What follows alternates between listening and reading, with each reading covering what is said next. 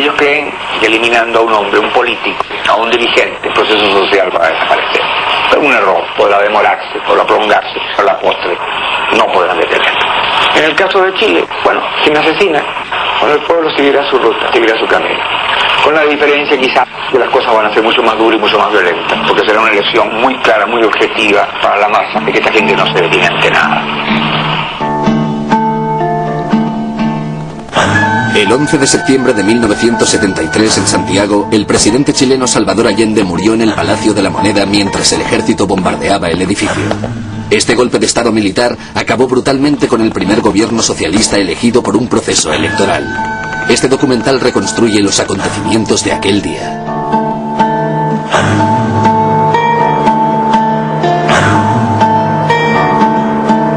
...11 de septiembre de 1973... La última decisión de Salvador Allende.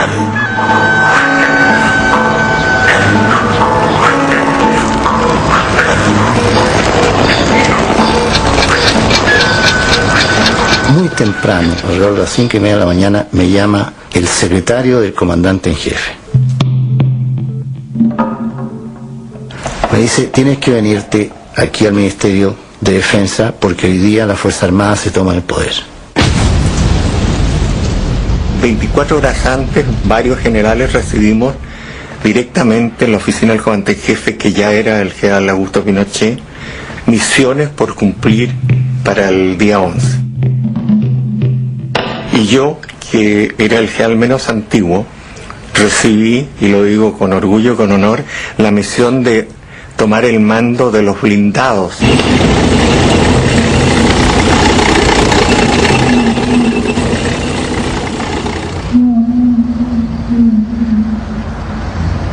Yo tomé mi guardia a las 6 de la mañana en Tomás Moro. A las 6:15 aproximadamente sonó uno de los teléfonos. La llamada venía del general Urrutia. Golpeé suavemente. El presidente me respondió entre dormido. Una exclamación, ¿qué pasa? El presidente lo despierta una llamada telefónica del general jefe de Carabineros, que le informa que en Valparaíso la marinería se ha sublevado. Acto seguido, yo entro en el despacho del presidente y lo encuentro en bata, recién con ropa de haber salido recientemente de la cama, y marcando los teléfonos, diciéndolo, ninguno de los comandantes en jefe está contestando.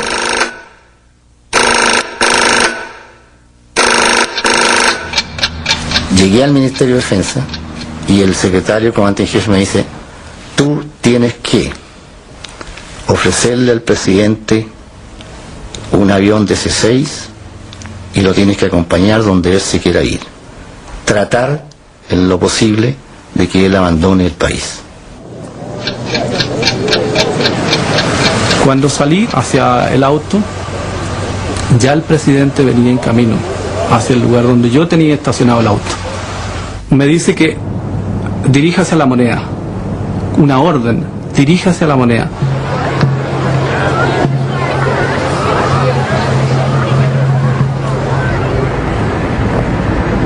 Cuando salimos, las calles estaban todas solitarias. No había, no recuerdo haber encontrado vehículos en el trayecto, ¿no? Era una ciudad fantasma. En el transcurso del camino yo le pregunto a Raúl, ¿qué pasa? Me dice, y contesta el doctor, se ha alzado la Marina, compañero, corra, tenemos que llegar antes que la Marina. De ahí no hubo más diálogo. El presidente, cuando se dirige desde su residencia personal hacia el Palacio Presidencial de la Moneda, la información de que dispone es que el ejército está respaldando al gobierno, e igualmente Carabineros, que son las dos fuerzas militares básicas a partir de las cuales podía perfectamente hacer frente y sofocar el amotinamiento.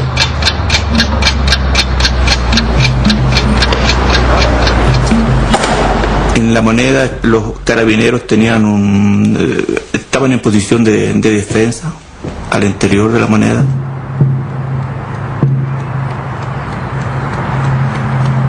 como 7:45 me despertó el teléfono y era ya Salvador, que se había trasladado a La Moneda.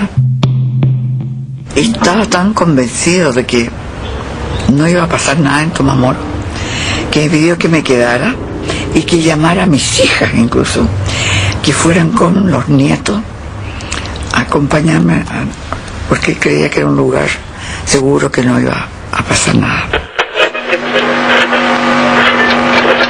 Le salva el presidente de la República, desde el Palacio de la Moneda. Informaciones confirmadas señalan que un sector de la marinería habría aislado Valparaíso y que la ciudad estaría ocupada, lo cual significa un levantamiento en contra del gobierno legítimamente constituido, del gobierno que está amparado por la ley y la voluntad de los ciudadanos. Llegué precisamente cuando el presidente Allende, en su despacho, con un teléfono móvil, porque ya se habían cortado los otros teléfonos, estaba en comunicación con Radio Macayano.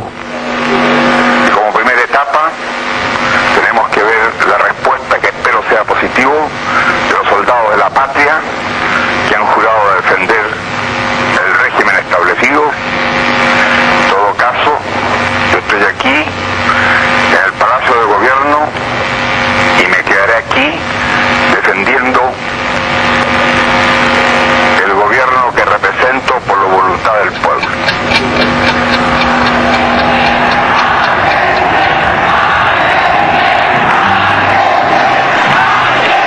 Noviembre de 1970. El socialista Salvador Allende se convierte en presidente de Chile. Declaró: junto a mí el pueblo entra en La Moneda. Su victoria al frente de la coalición Unidad Política cayó como un mazazo en el panorama político chileno, americano e incluso europeo. Tenemos la pretensión, y eso sí que lo voy a decir con modestia, de estar creando un camino distinto y demostrar que se puede hacer estas transformaciones profundas que son el camino de la revolución. Y nosotros lo hemos dicho, y tú sabes perfectamente bien, que hemos dicho que crear un gobierno democrático, nacional, revolucionario y popular, que abrirá el camino al socialismo. Una gran esperanza inundó al pueblo de Chile. ¿Sería este el inicio de una sociedad más justa?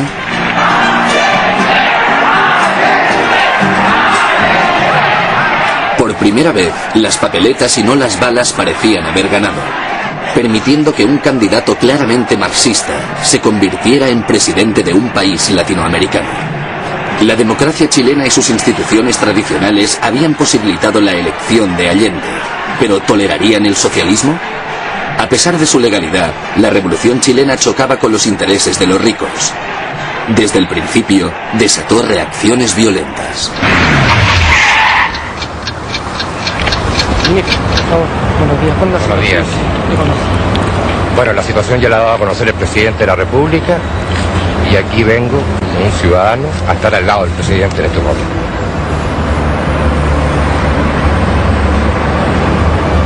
El plazo hasta las 11, si no será bombardeado, se dice, se está confirmado una rendición. El plazo lo dio el pueblo de Chile hasta el 3 de noviembre de 1976. Cuando llegué había una gran agitación en La Moneda.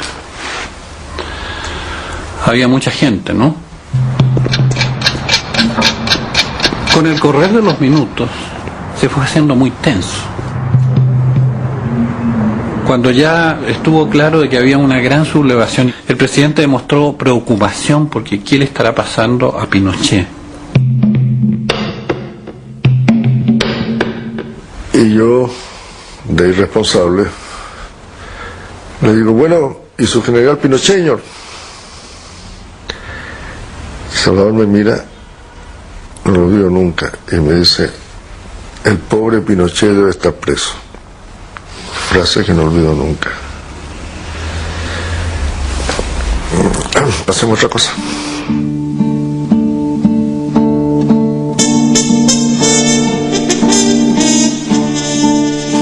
El general Augusto Pinochet había sido nombrado comandante en jefe del ejército por el presidente tan solo 18 días antes del golpe de Estado. Pinochet era un oficial con poco carisma. Llegó a ser un francmasón como Allende y nunca desperdició una oportunidad para declarar su lealtad al jefe de Estado. El presidente Allende había escogido el 10 de septiembre para anunciar la celebración de un plebiscito para resolver la crisis política del país. Si perdía este referéndum, dimitiría. Allende confió en Pinochet hasta tal punto que le contó su iniciativa. El general Pinochet convenció al presidente para que aplazara el anuncio hasta el 11 de septiembre. Allende nunca pudo convocar el plebiscito. A partir de este momento damos paso a una red provincial y nacional de radiodifusión de las Fuerzas Armadas. Santiago, 11 de septiembre de 1973. Teniendo presente, primero, la gravísima crisis económica, social y moral que está destruyendo el país. Segundo, la incapacidad del gobierno para adoptar las medidas que permitan detener el proceso y desarrollo del caos. Las Fuerzas Armadas y Carabineros de Chile declaran, primero, que el señor presidente de la República debe proceder a la inmediata entrega de su alto cargo a las Fuerzas Armadas y Carabineros de Chile. Segundo, que las Fuerzas Armadas y el Cuerpo de Carabineros de Chile están unidos para iniciar la histórica y responsable misión de luchar por la liberación de la patria del yugo marxista. Firmado Augusto Pinochet Ugarte, Toribio Merino Castro. Y fui yo quien le comunicó al presidente que quien firmaba ese bando era Pinochet. No hizo ningún comentario, pero de pie junto a su escritorio observé cómo hacía este gesto mirando a la lejanía, a una profundidad, y con estas palabras: 3 traidores. 3 traidores. En ese bando se insta a renunciar al presidente de la República. No lo haré. No daré un paso atrás, y que lo sepan. Dejaré la moneda cuando cumpla el mandato que el pueblo me diera. Que se les grave profundamente. No tengo otra alternativa. Solo acribillándome a balazos podrán impedirme voluntad de hacer cumplir el programa del pueblo.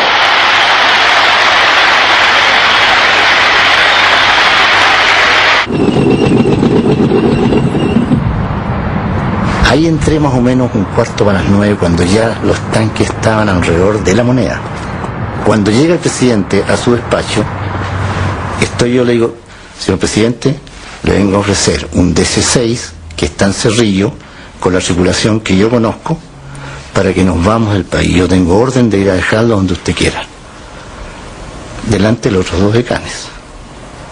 Y el presidente me dijo: comandante, te doy usted las gracias a su institución, pero yo no me voy a ir del país y yo me voy a suicidar si tratan de aquí me sacan muerto. Y él andaba, pescó una metralleta que tenía al lado y se la puso en la boca y dijo cómo lo iba a hacer delante de nosotros.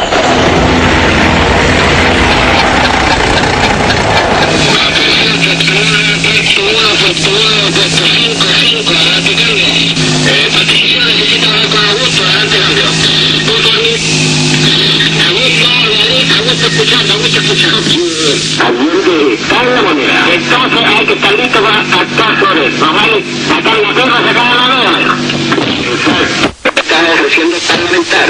Protección incondicional, no parlamentar. Protección incondicional. Bien, conforme. Rendición incondicional, se le toma preso ofreciéndole nada más que respetar la vida, digamos. La vida y su seguridad física y enseguida se le va a pasar para otra parte. Un enferme. O sea que se mantiene el ofrecimiento de sacarlo del país. Se mantiene el ofrecimiento de sacarlo del país. Pero la vez se cae como todo la volante. Conforme.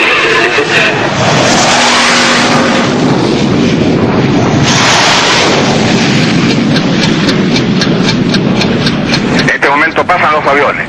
Es posible que nos acribillen, pero que sepan que aquí estamos, por lo menos con nuestro ejemplo, para señalar que en este país hay hombres que saben cumplir con la obligación que tienen.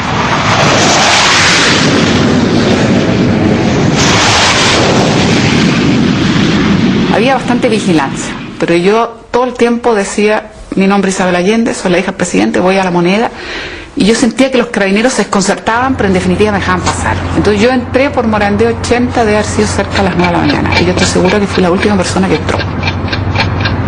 A las 9, las fuerzas de carabineros que estaban protegiendo el palacio presidencial son retiradas. Y es el momento en que él se da cuenta de que ha habido un golpe interno de carabineros que ha aislado el alto mando, leal al gobierno, aislados de las unidades.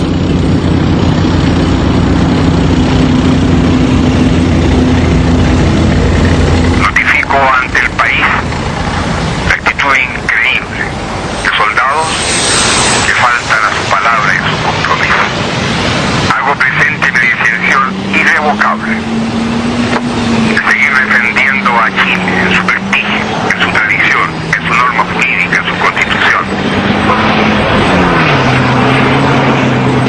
160 años de vida democrática habían convertido a Chile en un símbolo en América Latina. Las Fuerzas Armadas respetaban la Constitución y la ley, y se mantenían en un segundo plano. Solo se dejaban ver en los colegios electorales los días de elecciones. Al final de la jornada, se retiraban tranquilamente a sus cuarteles, devolviendo el control a los civiles.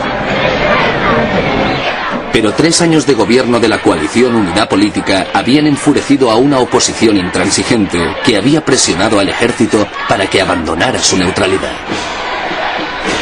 La derecha, la extrema derecha y los democristianos no toleraban esta revolución que había desafiado a los ricos y llevado el socialismo al país sin quebrantar la ley. Allende había acelerado el ritmo de la reforma de la tierra, radicalizándolo, y había nacionalizado los bancos, las entidades de crédito y algunas industrias. Pero cuando se nacionalizó el cobre, sin unas compensaciones sustanciales, los Estados Unidos montaron en cólera.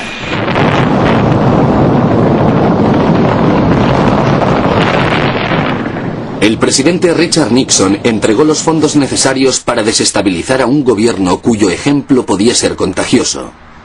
Ordenó un bloqueo no oficial pero eficaz contra Chile.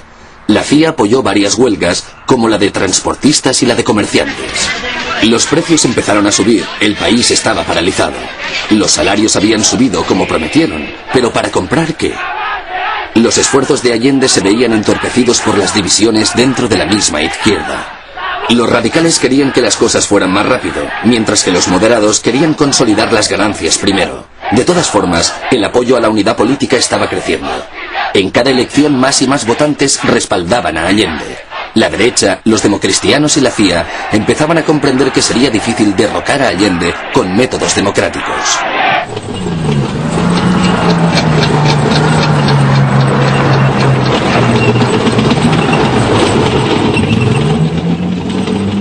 En un momento, como no se podía comunicar, parece que se pudo comunicar con la radio Magallanes, que era la única que estaba en el aire. Entonces se agachó a tomar un teléfono y ahí empezó a hacer su discurso de las grandes alamedas. Sí, ya compañero, compatriota, esta será seguramente la última oportunidad en que me pueda dirigir a ustedes. Mis palabras no tienen amargura sino decepción, y serán ellas el castigo moral para los que han traicionado el juramento que hicieron. Ante estos hechos, solo me cabe decirle a los trabajadores, yo no voy a renunciar. Se hubiera podido percibir el vuelo de una mosca, las ventanas cerradas, porque se esperaba que empezara el fuego en cualquier momento. Nosotros apoyados con la espalda contra la pared opuesta a las ventanas y el presidente hablando al país. Y les digo que tengo la certeza que la semilla que entregáramos a la conciencia digna de miles y miles de chilenos no podrá ser cegada definitivamente. Era demasiado coherente, demasiado calmo para un hombre que no hubiera pensado antes que iba a ser el ese instante. Yo creo que Allende sabía perfectamente lo que iba a decir y lo que tenía que hacer. Seguramente Radio Magallanes será callada y el metal tranquilo de mi voz no llegará a ustedes, no importa. Lo seguirán oyendo. Siempre estaré junto a ustedes. Yo miraba al presidente, ¿no? Pero a mí era una cosa irreal estar viendo esto, el hombre que sabía que probablemente iba a morir, de ser un discurso tan bello, ¿no? Tengo fe en Chile y su destino. Superará otros hombres este momento gris y amargo donde la traición pretende imponer.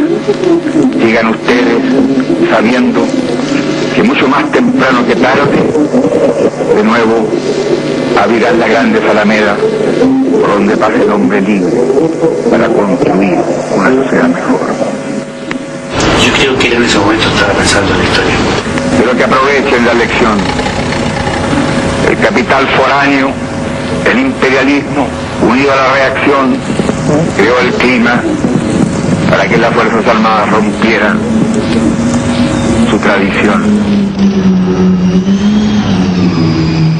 Unos años antes de 1970, los Estados Unidos también habían intervenido para evitar que Allende se convirtiera en presidente. En 1964, cuando Allende se presentó como candidato contra el democristiano Eduardo Frei, los americanos ya movían los hilos de la política chilena. Se gastaron un total de $2,7 millones a través de la CIA en esas elecciones. Y muchos millones más fueron entregados por la gente contactada por los Estados Unidos en Europa, en los sectores privados y públicos, el Partido Democristiano de Italia, el Vaticano, la Casa Real de Bélgica, de Holanda, el Partido Democristiano de Alemania y muchas otras organizaciones privadas, o la Iglesia Católica de Estados Unidos, fueron contactados para que entregaran enormes sumas de dinero, y la CIA hacía de guardia urbano, señalando la dirección hacia donde debían ir. El dinero era para una enorme campaña propagandística a favor de Frei y advirtiendo de la amenaza comunista que representaba Allende. Esa era la propaganda. Parte del dinero también fue para persuadir a las personas, partidos y personalidades que se oponían a Frei para que cambiaran su voto. La estrategia de los Estados Unidos de todos contra Allende dio resultado. La derecha chilena dio su apoyo a Frei, que se convirtió en el presidente de Chile durante 6 años. Con persistencia, Allende se volvió a presentar en 1970. Esta vez, la derecha y los democristianos acudían por separado. En esta disputa entre 3 candidatos, Allende ganó. De todas formas, entre el día de las elecciones, el 4 de septiembre, y el de la inauguración del nuevo gobierno, el 4 de noviembre, un oscuro complot empezó a tomar forma. De nuevo los Estados Unidos volvían a estar involucrados. En la Casa Blanca, Richard Nixon era el presidente. Ordenó a la CIA que evitara que el presidente Allende tomase posesión de la presidencia. Se apoyaban en mí para presionar a Frei y para presionar al ejército, a lo cual me negué. ¿Presionar a los militares para hacer qué? Para intervenir, para dar un golpe de Estado, para evitar que Allende fuera presidente. A pesar de la oposición del embajador a este plan, Nixon y su secretario de Estado Henry Kissinger insistieron a los militares para que estos llevasen a cabo el golpe de Estado. El agregado militar de la Embajada de Santiago de Chile contactó con los conspiradores. Ya no tenía que informar a su superior, el embajador Corry, solo a la CIA. Las órdenes llegaron de Nixon. Así que las órdenes que recibió de la CIA en Santiago Eran de Kissinger, Haig, Nixon. A principios de octubre de 1970, el embajador Corry sospechaba que estaba ocurriendo algo a sus espaldas.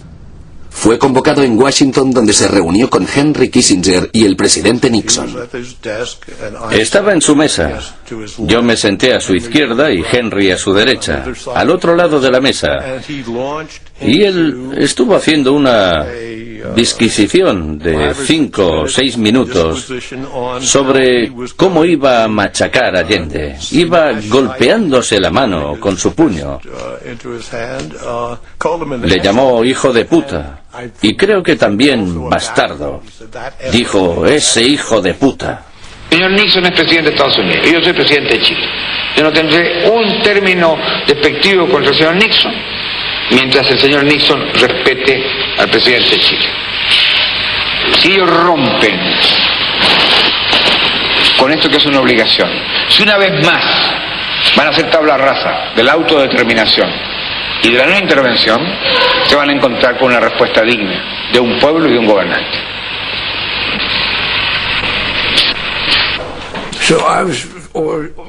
Se me ordenó que hablase con los comandantes de las Fuerzas Armadas para ver si querían forzar otras elecciones y preparar a alguien mejor para que saliera elegido.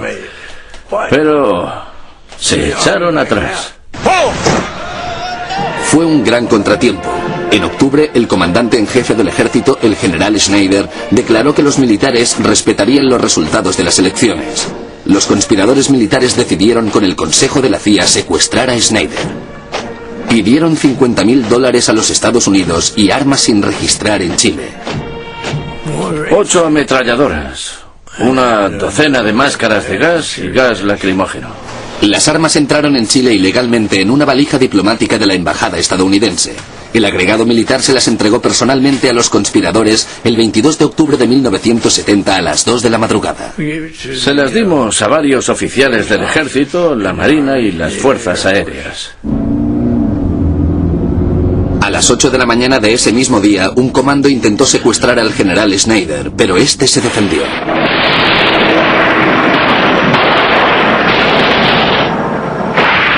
Schneider fue herido de muerte en su coche. Este fue el primer crimen político en Chile.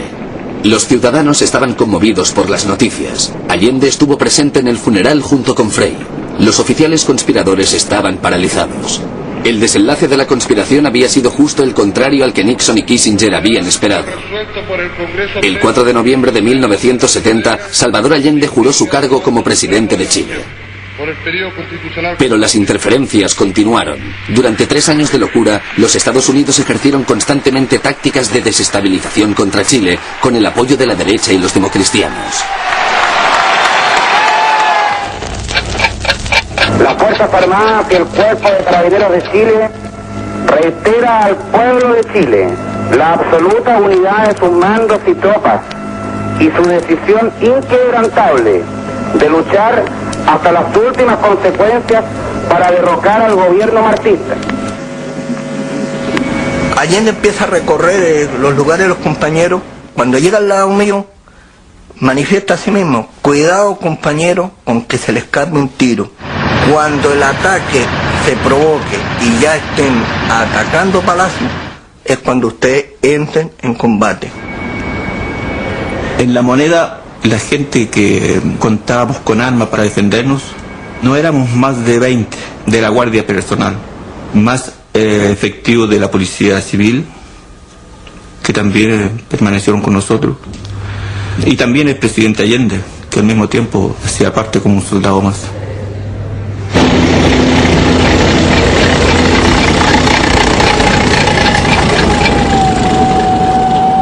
La ametralladora de los tanques es la que empieza a abrir fuego.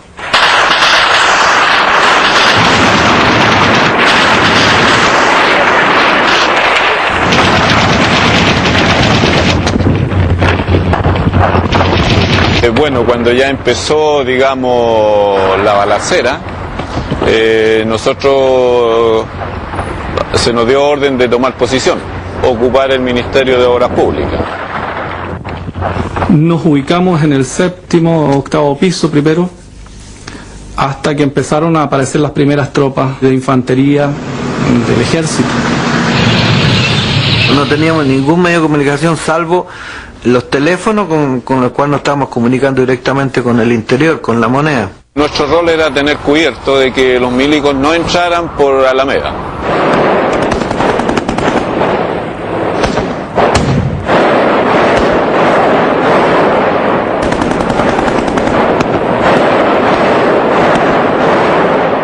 Paramos ahí con unas 5 ofensivas más o menos.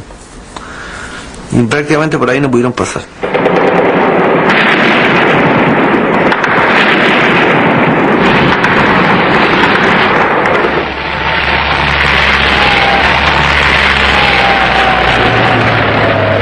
Si no eran tontos los comunistas, le entregaban las armas a la gente que tenía cierta cultura. ¿Y dónde estaba esa gente de cultura? En los funcionarios públicos de ciertos ministerios.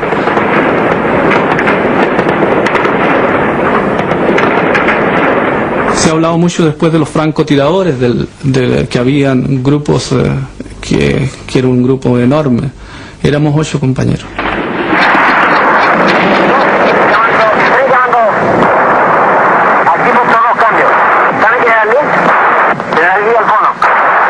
¿Por qué no le comunica, por favor, a mi general de parte del general Pinochet, por favor, el ataque aéreo sobre los techos del Ministerio de Obras Públicas del Banco de Estado, si lo puede hacer lo antes posible?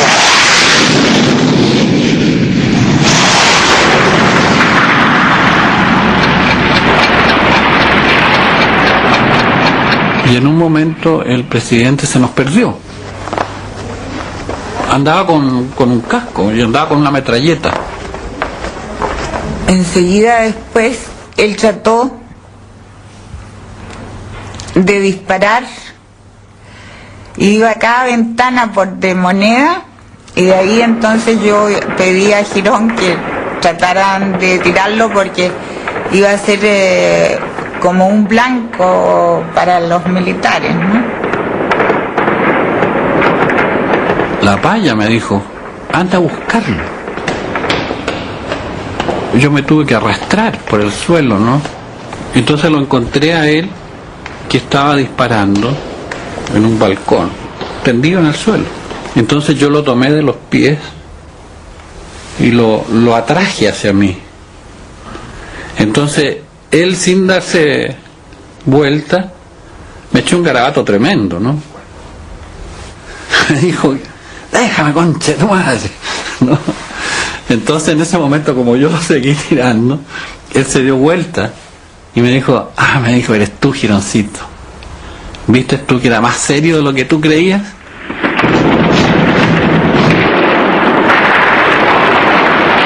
En ese momento, dentro del Palacio de la Moneda, después de 2 horas de cruce de fuego, lo que se respiraba en el ambiente era el aliento de la muerte.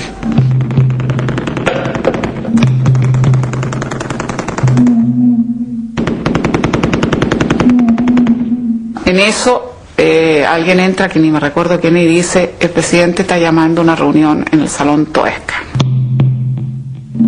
Y a sus colaboradores personales nos explica que él va a cumplir con su deber, él se va a quedar allí defendiendo la legalidad republicana y las libertades del país frente a la sublevación, pero que ese es un compromiso suyo y una obligación suya, y dejan libertad de acción a todos sus colaboradores para poder salir del palacio. Porque no quiere muertes inútiles. El que no tenga un arma, el que no sepa disparar, prefiere que parta. Nadie se fue. Todos nos quedamos.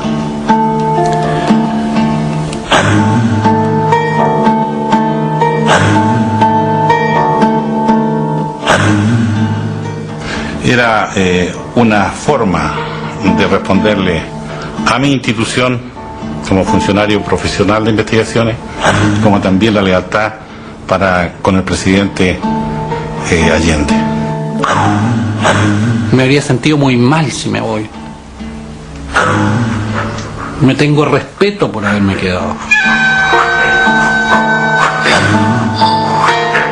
Me quedo por respeto a mi gente. Cuando digo mi gente, digo a mi señora, a mis hijos, Hasta el día de hoy yo me puedo comer un pan mirándolo a los ojos y no me avergüenzo de lo que hice. Así éramos. Porque así era el presidente, así era yo, así eran mis amigos, así éramos todos los que estábamos ahí.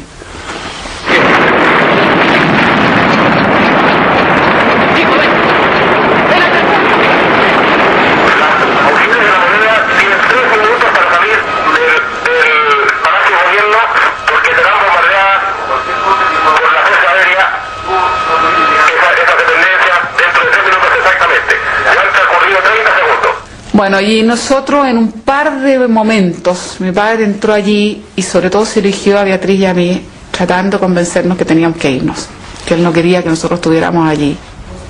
En las dos ocasiones nosotros decidimos que no queríamos, que queríamos permanecer allí y era como nuestra decisión. Finalmente, casi por una tercera y última vez fue más dramático y al final ya dijo, mire, yo no les voy a rogar, les voy a simplemente exigir que se vayan, o sea, ustedes se van. Y finalmente nosotros con mi hermana nos intercambiamos. Mi hermana más tenía un embarazo de 7 meses y nos dimos cuenta que en realidad lo que estábamos provocándole era más bien angustia. Sentimos que no era justo, digamos. Por lo tanto decidimos en ese momento que había que irse. Él nos acompañó exactamente hasta la puerta de Morandé 80. Nos abrazamos, silencio, sin muchas palabras, nadie dijo nada. Yo creo que son momentos que las palabras están de más.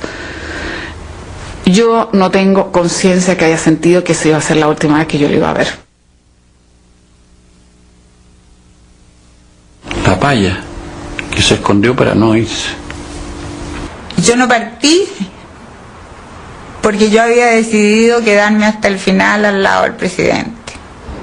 Después en el patio me abrazó y me dijo que sabía que yo me las arreglaría de alguna manera para desobedecerle. No es que haya desobedecido, no oí cuando las hizo salir la última vez. El Palacio de la Moneda deberá ser evacuado antes de las 11 horas. De lo contrario, será atacado por la Fuerza Aérea de Chile.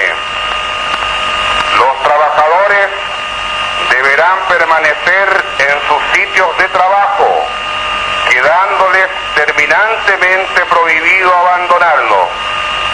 En caso de que así lo hicieren, serán atacados por fuerzas de tierra y aire.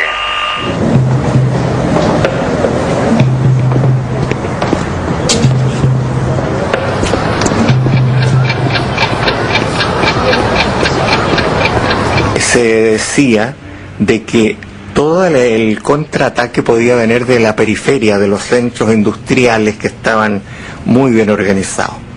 Después a la postre se mostró que no fue así. Nunca pensamos que estábamos tan solos, nunca. Allende fue traicionado, este es mi punto de vista muy personal.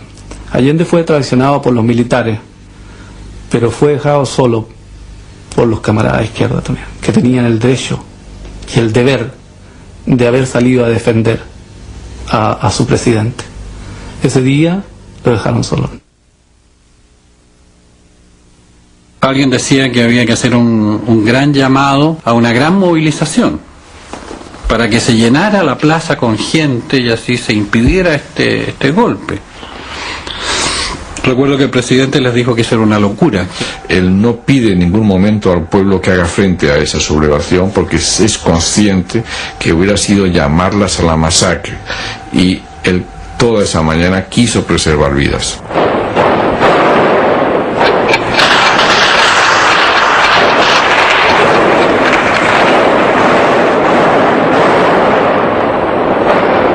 Se había hecho muy intenso el bombardeo terrestre, había mucho disparo.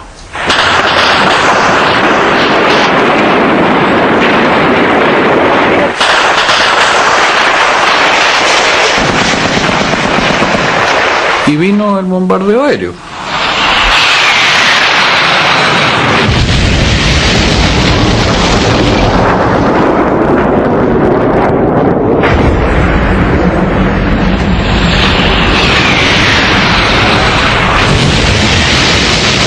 Aquí en Chile Nunca nadie había vivido un bombardeo. Era terrible escuchar las explosiones de los cristales, las bombas, el polvo, el fuego.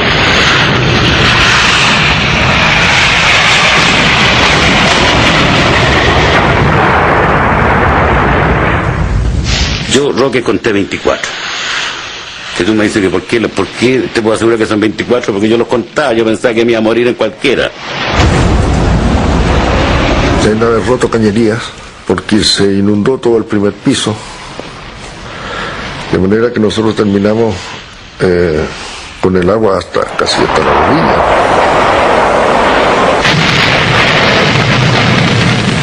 Parece que dispararon bombas lacrimógenas también, porque el aire era realmente irrespirable.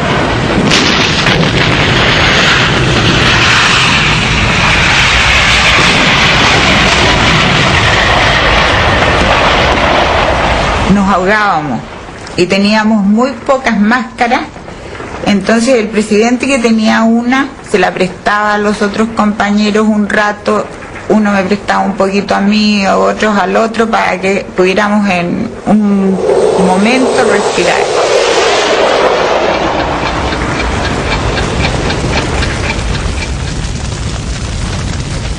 El primero que se paró fue Salvador, que andaba con casco. Me dijo una cosa, me dijo: nosotros no tenemos miedo, ¿no, negro? Me dijo. Entonces yo le respondí una grosería, le dije: no, presidente, miedo no tengo, lo que tengo es susto, estoy cagado de susto. Entonces se rió un poco.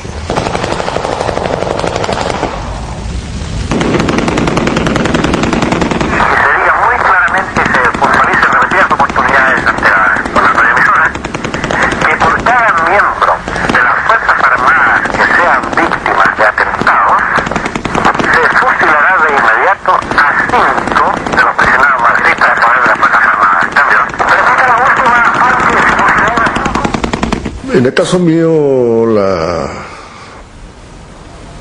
es más difícil todavía retener escena, porque poco antes yo había tenido una de las sorpresas peores de mi vida, que es haber encontrado a mi hermano, al perro Olivares, moribundo.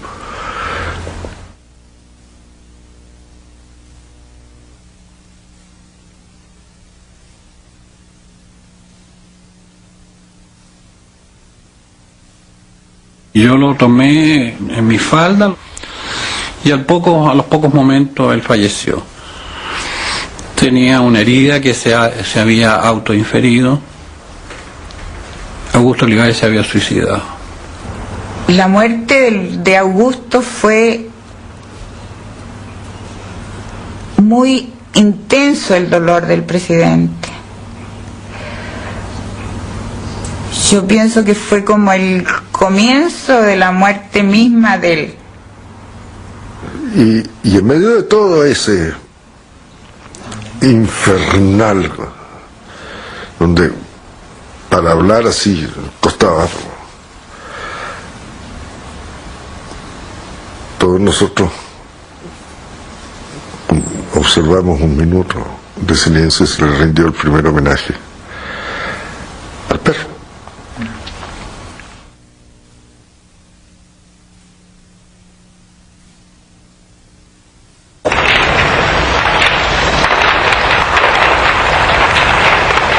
Seguía pasando el tiempo, se seguía quemando, ya era irrespirable, ya si no salíamos prácticamente nos quemábamos nomás. Entonces el presidente, pensando, yo creo, en la posibilidad de salvarnos, decidió seguir en la orden de rendirse y que nosotros bajáramos al primer piso. El presidente se aproximó hacia la escalera de Morandé. Dijo: aquí en esta casa de los presidentes de Chile hemos resistido heroicamente y dignamente a una junta fascista. Una bandera blanca. ¿Dónde hay una bandera blanca de rendición? La puerta estaba abierta, yo empujo la puerta, saco la bandera y siento un montón de balazos que rebotan en la puerta. Entonces yo dije, yo voy a ser el último que se va a rendir. Y en ese momento entran los militares al primer piso de la moneda.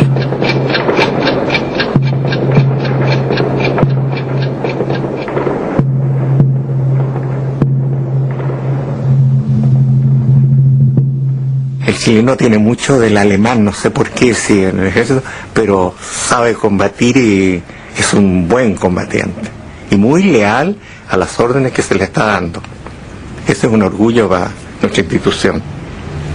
Los soldados después se mostraron como los valientes, heroicos, pero no fueron capaces. Tuvieron que destruir la moneda, tuvieron que enviar la aviación, quemarla, incendiarla, para poder derrotar a 26 compañeros que estaban adentro armados. Y haber aguantado el ataque por tierra y aire de todo un ejército, y haberles aguantado más de 7 horas, 8 horas, ¿no? Yo creo que esto es una proeza. Yo creo que esto es una proeza y esto es una vergüenza para el ejército chileno.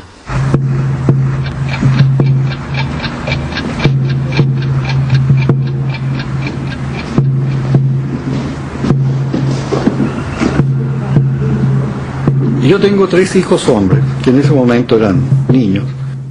Y yo dije, primera vez que estoy en una guerra, ¿cómo no le voy a llevar un recuerdo?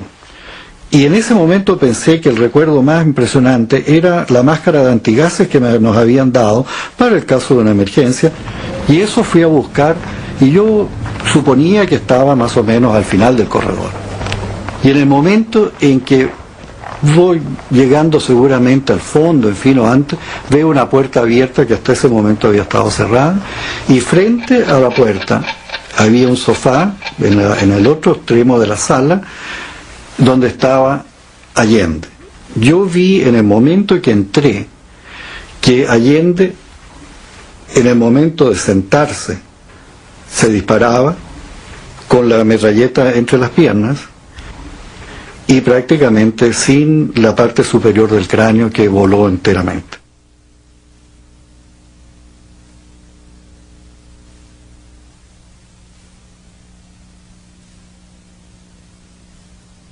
Y en ese momento estaba el presidente muerto y estaba yo solo en la pieza, no había nadie más. Así que yo tuve tiempo de tomar un pequeño asiento que había y colocarlo al lado del presidente. Realmente yo sentí que era como un compromiso final mío, quedar cuidando el cadáver.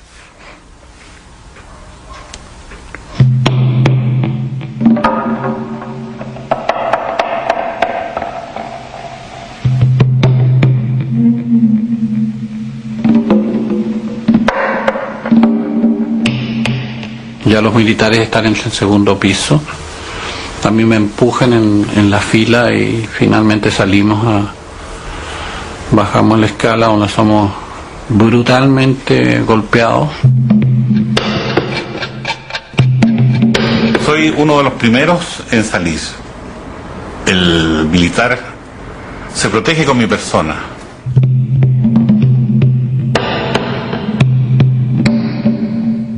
Soy detenido, inmediatamente se me pide que suelte el arma, a culatazos inmediatamente me cae la tropa, me ordenan que ponga las manos en la nuca y que salga por la puerta de Morandé 80.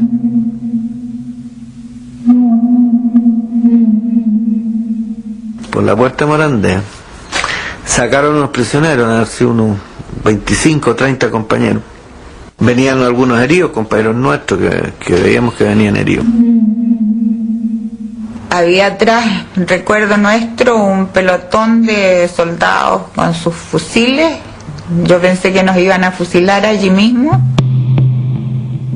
Y cuando los sacan, como los van sacando a culatazo, nosotros los disparamos a los militares. Y arrancan todos hacia adentro nuevamente. Y posteriormente, al igual que el resto, somos lanzados ahí al pavimento.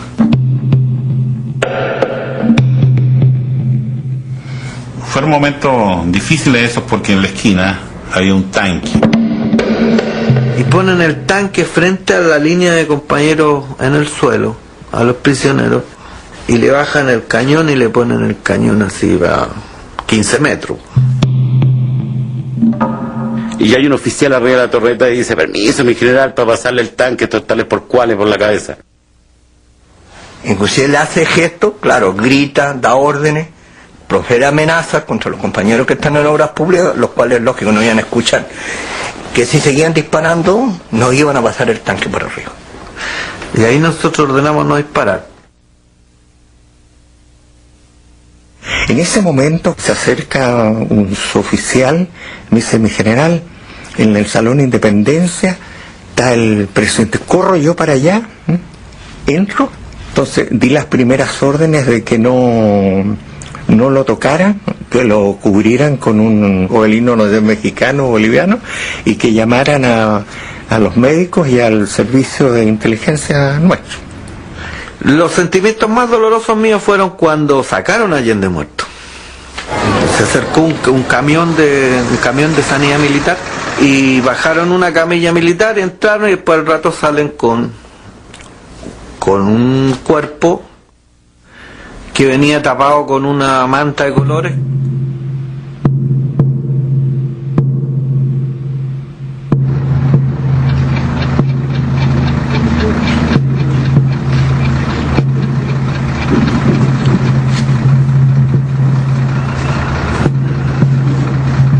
Nosotros no tuvimos ninguna pérdida, excepto el presidente, que dicen que el presidente él mismo se disparó. Es muy posible que así, y ojalá así haya sido, de que nadie pueda, ninguno de estos criminales que hicieron esto, asaltar el símbolo de la democracia, no haya tenido ese placer de asesinar al presidente.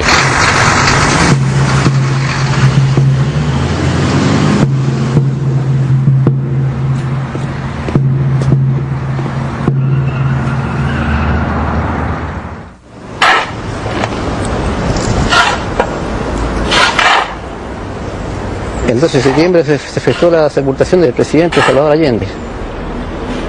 Marcharon por el centro, aquí por lo central de aquí del cementerio. Y siguiendo la calle principal aquí del cementerio. Más o menos venían, pero uniformados venían 6 oficiales de cada rama de la Fuerza Armada. Y venía la señora Hortensia Bussi de Allende. Y hemos atravesado el cementerio hasta llegar al mausoleo de Eduardo Grove Vallejo, casado con Inés Allende. Aquí se detuvo el carro ese día, el carro funerario, aquí se detuvo. Y aquí se procedió a la sepultación. Antes de que bajaran el cajón, hice un esfuerzo de no derrumbarme. Nadie me vio llorar. Me tragué mis lágrimas.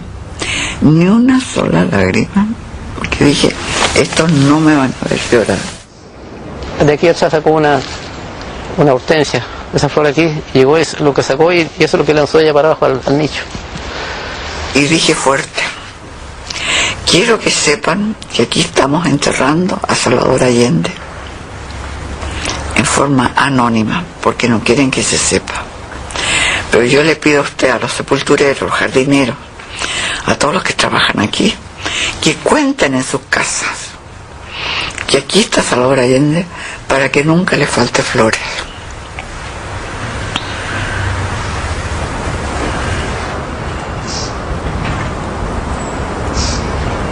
¿Qué le puedo decir? Porque fue elegido nomás por el pueblo nomás. Y en el sello consideré mi voto. Yo.